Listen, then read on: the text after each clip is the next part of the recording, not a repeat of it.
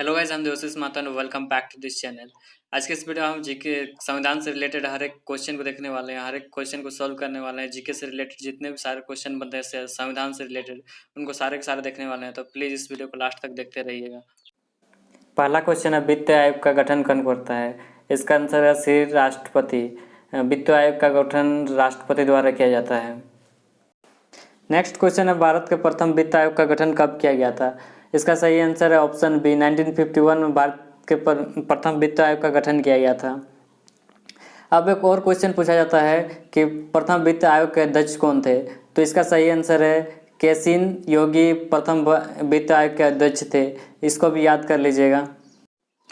Next question है, उच्चतम न्यायालय के मुख्य न्यायाधीश की सेवानिवृत्ति आयु कितनी होती है? यानी सुप्रीम कोर्ट के न्यायाधीश की रिटायरमेंट की आयु क्या होती है? तो इसका सही आंसर है ऑप्शन ए, 65 वर्ष। उच्चतम न्यायालय यानी सुप्रीम कोर्ट के न्यायाधीश की रिटायरमेंट की आयु 65 वर्ष होती है और हाई कोर्ट के न्यायाधीश की सेवानिवृत्ति आयु यानी रिटायरमेंट की आयु 62 वर्ष होती है। याद रखिएगा, दोनों में से एक क्वेश्चन पूछता है।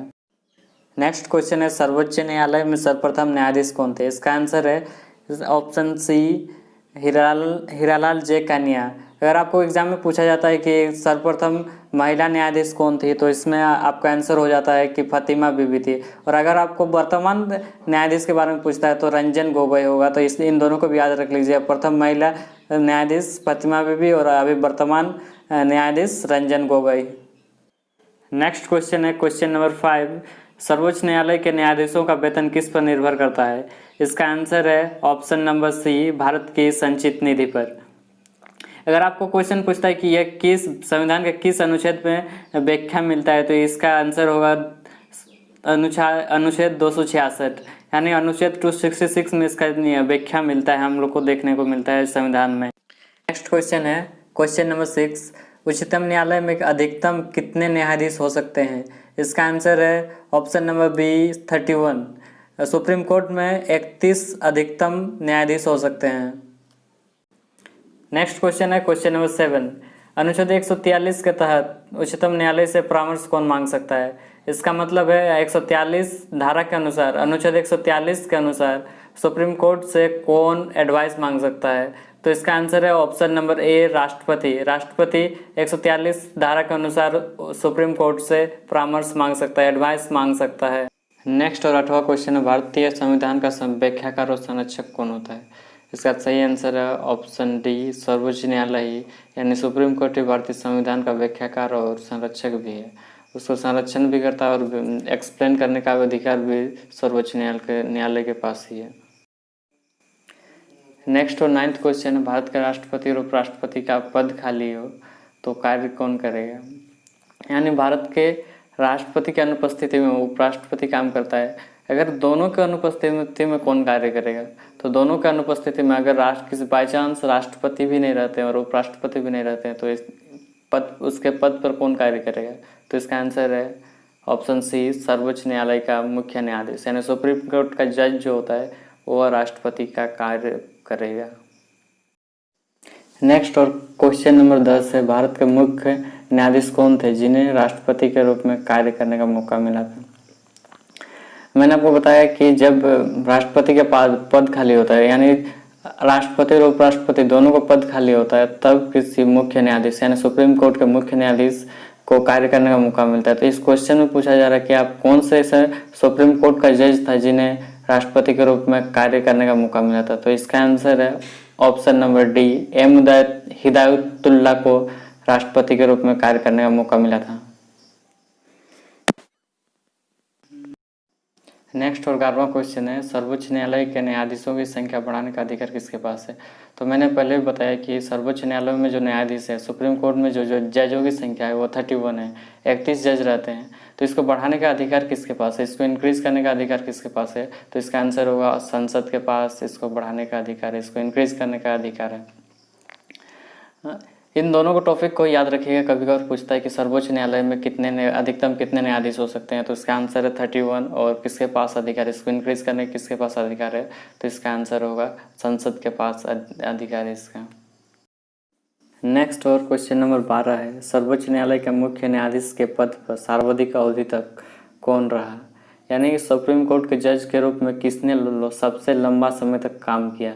तो इसका आंसर है ऑप्शन बी YV चंद्रचूड़ जी। लेकिन आपको पूछा जाए कि अगर सबसे कम समय तक कौन रहा, तो इसका आंसर है कमल नारायण सिंह।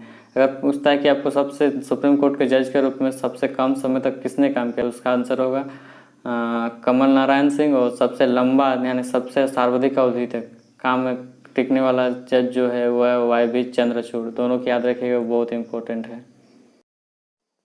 नेक्स्ट क्वेश्चन है क्वेश्चन नंबर 13। सेवानिवृत्ति के पश्चात सर्वोच्च न्यायालय के न्यायाधीश कहाँ पर वकालत कर सकते हैं?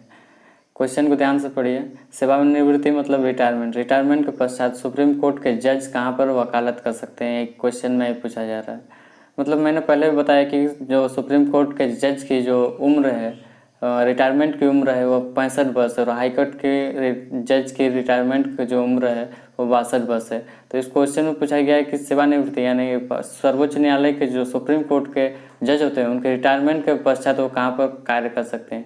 तो इसका आंसर है ऑप्शन डी, वो किसी भी न्यायालय में कार्य नहीं कर सकते हैं। नेक्स्ट क्वेश्चन नंबर 14 है, सर्वोच्च न्यायालय में न्यायिक कामकाज के लिए किस भाषा का प्रयोग किया जाता है? यानी सुप्रीम कोर्ट में कामकाज के लिए, न्यायिक कामकाज के लिए किस लैंग्वेज का प्रयोग किया जाता है? तो इसका आंसर है ऑप्शन नंबर बी, अंग्रेजी का प्रयोग किया जाता है। सुप्रीम कोर्ट में कुछ भी काम करने के लिए इंग्लिश का प्रयोग किया जाता है। नेक्स्ट क्वेश्चन है क्वेश्चन नंबर 15। राष्ट्रपति और उपराष्ट्रपति के निर्वाचन विवाद के मामलों को किसके पास प्रस्तुत किया जाता है? यानी राष्ट्रपति और उपराष्ट्रपति के इलेक्शन के समय, यानी चयन करने के समय उसके विवादों, जो भी विवाद मसलों होते हैं उसको किसके पास प्रस्तुत किया जाता है? इसका आंसर है option number D C, Bharat के उच्चतम न्यायालय के पास, सुप्रीम कोर्ट के पास प्रस्तुत किया जाता है। नेक्स्ट क्वेश्चन है क्वेश्चन नंबर 16।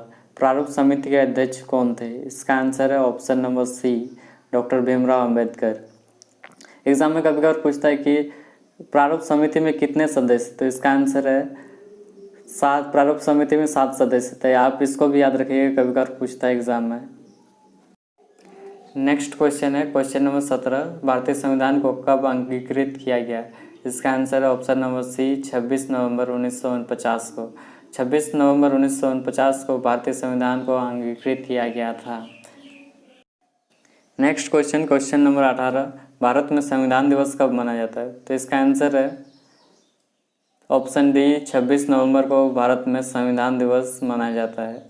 अगर आपको पूछता है कि भारत में संविधान दिवस कब पहली बार मनाया गया, तो इसका आंसर है 26 नवंबर 2015 को पहली बार भारत में संविधान दिवस मनाया गया।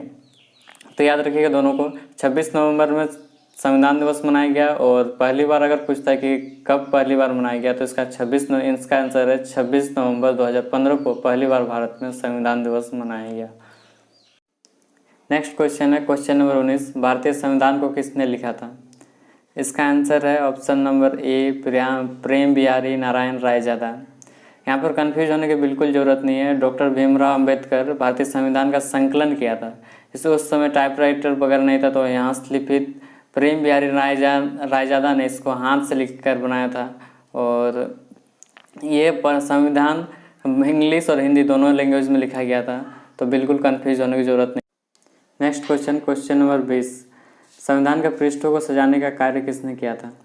इसका आंसर है option number B, Nandlal Bose ने। इन्होंने क्या किया था मैं आपको बताता हूँ।